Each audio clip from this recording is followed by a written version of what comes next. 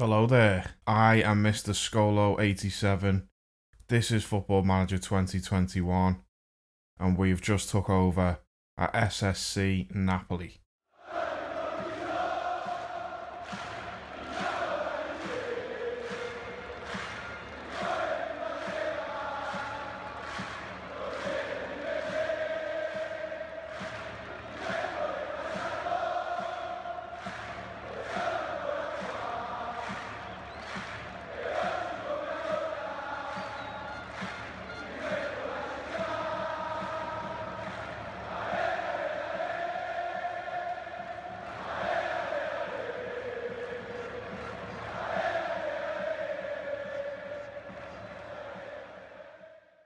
Okay, let's dive straight into it then. So, first of all, hopefully you enjoyed the intro. That's the long version of the intro. We won't see that much. There is a shorter one. You'll see it on the other videos. If you are new around here, I would really appreciate it if you can drop me a subscribe or a like. That'll be the last time you hear me saying that. I'm only joking. You'll hear me say it every video. So, let's start talking about Napoli then. Let's start talking about our journey and what we plan for the game. So first of all, this is our save on the beta. The aim is to probably spend 2 seasons at Napoli and then we'll start our main save once the new game comes out, depending on where it's up to. We need to have a conclusion to the Napoli save, but the main idea of the save is just so that I can get used to the new game, all the new features. I'll try and showcase them as much as I can through each video. It just depends on what comes up for us. Okay, so let's start by talking about why Napoli. So the idea of this save was to go big club, but someone that would give us a little bit of a challenge. We could have gone Juventus, we could have gone Liverpool, something like that, but it would get boring too quickly. So we've gone Napoli. They haven't won a league title since 1990. So they are one of the biggest clubs in Italy. They are one of the most well-supported clubs in Italy. And they've got a really good team. And I think the team is something that we can certainly build around. But we'll go into that later. So, as I mentioned before, Napoli have won 2 league titles in their time. One in 1987 and one in 1990. So they haven't won one for 30 years. They've won a UEFA Cup in 1989. So they've won 6 Italian Cups, including last season, behind closed doors, which was obviously quite hard for the fans to watch, but they all supported on the streets, as you can see in the video. In terms of competitions then, obviously we've got Serie A, the most important competition for us. We want to see if we can at least get into the Champions League, but I do think we can make a push for the league. We've got the Italian Cup and we've got the UEFA Europa League as well. So let's have a look through the objectives then. Okay, so we'll start from the top and we'll work down them. Sign players from domestic rivals. Sign players under the age of 23 for the first team and play entertaining football. That shouldn't be too difficult. I'm not sure about sign players from domestic rivals. Maybe that one won't get done. Let's not worry. So the 5-year plan then, increase commercial revenue, maximum 1-year contracts for players over the age of 32, build a new stadium. That's massively important because their stadium is derelict. Work within the wage budget. That's fine. End of the current season, they want to get to the final of the Europa League. They want to get to the final of the Italian Cup. Super Cup not important, and they want to challenge for Serie A. So like I said, it's a team with challenges. They're not right at the top of the game. It is something that's going to be something interesting, I would say. Let's see how we get on. And by the end of the second season, win Serie A and then carry on winning it every single year. Okay, so yeah, we'll just deal with those when they come up. Right, let's get through the inbox and then we can work on the squad and have a look through that. Scolo87 lacks the reputation of a title specialist, which, given the club's current ambitions, well, obviously they haven't been watching the Bournemouth save. Pretty sure I won a title in that. Based on the league rules, we were only allowed to register the first 2 non-EU players we signed this season. Okay. We have already filled 1 new non-EU player slot this season in Victor Osimhen. Okay. So we can basically sign 1 non-EU player. Contracts coming up for renewal then. Milik, we need to sell him. That's fine. Maximovic, Heise, Lorente, and then a few youngsters. Not much potential there. Okay, we'll look through that in a minute. Yeah, we'll just leave all the pre-season prep to Luigi. That's fine. Yeah, he's getting sacked. Europa League selection rules. That's fine. Victor Osimhen cost 65 million. Wow. Well, we've got no choice but to play him. Okay, so straight away something new. We've got condition. We've got sharpness. Morale was there anyway. That's quite good. So they've gone with the same sort of method that FIFA went with. That's fine. I didn't know they had Bakayoko on loan. Okay, let's run through the squad before I get carried away. So goalkeepers wise, we've got Ospina, who's average at best. We've got Alex Meret, the same. Neither of them are very good, but I don't know if it's somewhere that I'm going to strengthen, to be honest. It depends on money. In terms of money, we have only got 15 million to spend. So we are going to have to raise it ourselves, really. Okay, so in terms of centre-backs, obviously we've got Manolas. Came in from Roma last season, 32 million. He's a pretty decent defender. I haven't really got any complaints with him. He will obviously start alongside Koulibaly. Coming on to Koulibaly, obviously probably the best player at the club, or second best player at the club behind Insigne. Certainly one of the best defenders in the world. Interestingly, nobody interested in him at the moment. Ironically, I think that's something that we can look at. So we won't try and sell him, but if people come in with offers for him and we can get a massive amount of money, then I'll probably sell him on and see if we can build the squad on that. I don't particularly want to sell him because he's probably, like I said, one of the best players at the club. Maximovic as well, he's okay. He'll do all right in terms of being a backup centre-back. Full-backs then, left-back Mario Rui. I thought they just said he was in, maybe he's just come back from injury.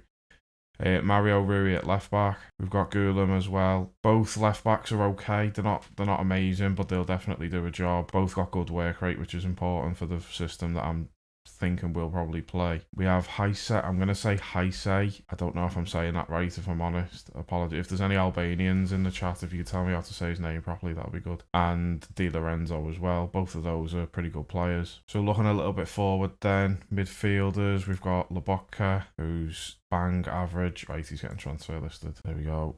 Don't show that again. Obviously, we've got Bakayoko in on loan. He's okay. Diego Deme. Or Dem, he's average as well. He'll do as a backup. We've got Fabian Ruiz, who should have bags of potential on the game. He's already rated as a world-class midfielder. He is a really good player. I think we can do quite a lot with him. He should be a starter. Elma, loads of potential on him. Got 26 games last season, came in from Fenerbahce. Looks like a player in the future, definitely. And we've also got Zielinski. So central midfield's an issue. We definitely need at least one central midfielder to come in, especially for the system that I'd want to play. But we'll look into that now. Right, Fernando Llorente. Let's see if we can get rid of him. Obviously, Victor Osimhen is someone that we've already looked at. He's going to have to be the number one striker because of the money they've paid. Victor Osimhen is truly one of the world's global superstars. Is he? Did all right at Lille. Petagna, he's only just signed, so he won't move on. He's okay. Milik, let's see if we can get rid of Milik. Okay, so wingers then. Obviously Insigne, best player at the club in my opinion, coming in from the left wing, inside forward. We have Mertens, who can play across the front three. Be interesting to see where we're going to fit him in. Irving Lozano, again another quality player. And we've got Matteo Politano in from Inter, joining permanently as well. Right, okay, what we'll do is we'll skip forward a little bit, see if we can actually get any bids in, and then we'll be back. Okay, so here's the new conversation screen. First impressions, it's a little bit small. Does it really need to be that small? I've offered you to other clubs without generating any interest. And then it feels a little bit, like what I've said isn't there. What if I forget what I've just said? I've done that in the past. Fair enough, I don't want to fight this, so then we just click summary, and then we get a summary of it. It's okay. It's not awful, it's just a bit, I don't know. Maybe I'd just like it a little bit more spread out. Or a little bit bigger. You know what, I was just sitting there thinking, why is the writing so small?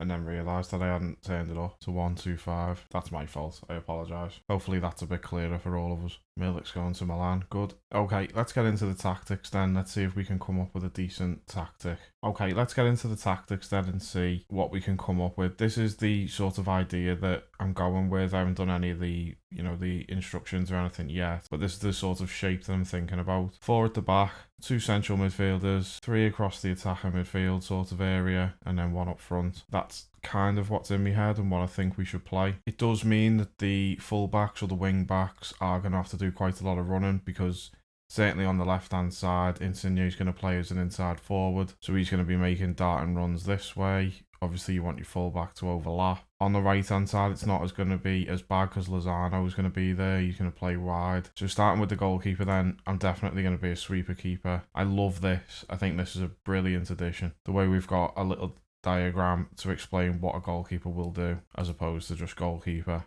He'll just stand there and hopefully save the shot. Okay, so in terms of the wing backs then, the right back I'm going to set on a support duty, whereas the left back is going to be on an attack duty, simply because I need the left wing back to get more forward for when Insigne is cutting inside. I'm going to leave the defenders on just normal central defender, defend. Usually I play ball playing defenders, but I don't think we've got the capability of it with the two that we're going to play. I'm just going to leave them as they are. We're going to go with box-to-box midfielder and a ball-winning midfielder in central midfield. This will change quite a lot depending on what players we're playing. That's the idea, but then we'd need to buy a box-to-box midfielder as well. So we'll look at that. Okay, so on the right-hand side, we've gone with the Ramdeuter. It explains it here that basically a wide poacher. I think Lozano will do quite well at that, but that'll probably get changed. But let's see how it works out straight away. In the middle, Trequartista. We're trying to cater to what Mertens can do well, and we know Mertens is good in the box. And then obviously we've got an inside forward on the left for Insigne. We've stuck the striker as a poacher. That's all I want Osimhen to do. If Osimhen can score 20 goals in the season, that's all I want. I don't want anything else. That'll be perfect. Okay, so we are going to try and play a counter-attacking system. I think with the pace that we've got, especially in the front four, that should work quite well. Okay, so this is where we're at. This is what we've set up going into that first game against Benevento. Obviously, it's only a friendly. And let's see, probably things will change quite a lot. If we start filling in the squad though, we can see exactly where we are and what we need to buy. Okay, so this is kind of how we're going to line up going into that first game. The big question for me is Mario Rui. I think we need another left back. Looking at his stats, I just don't think he's good enough. He's not awful and gets forward whenever possible is probably what we want him to do. Let's see how he gets on in the friendlies and we can make a decision from there. Just looking at this as well, I like this. We got gestures, pump fists. Petagna doesn't think we can do it. Shut up. Luigi Rico, expressionless. Doesn't know where he is. Everybody's made up. That's good. Okay, let's meet the media. This will be interesting. Let's see how they've updated this. I'm guessing it's the same screen. And it is. What does it feel like to be the new Napoli manager? I don't wish to discuss this. It's a privilege to be here, and I'm so excited about the future. Let's smile warmly.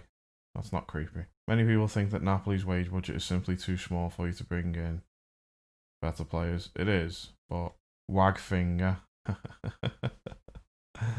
that's quite cool. Why Napoli? What was the allure of coming here? Napoli are a massive club, yeah. Did you ever doubt that this was the right job for you? No. You've taken this job without being able to speak Italian. I'm speaking it to you, aren't I? I don't have any worries. I don't. Your playing career was a huge success at this sort of level, but management is a new challenge for you. Do you think your experience will aid the transition at all?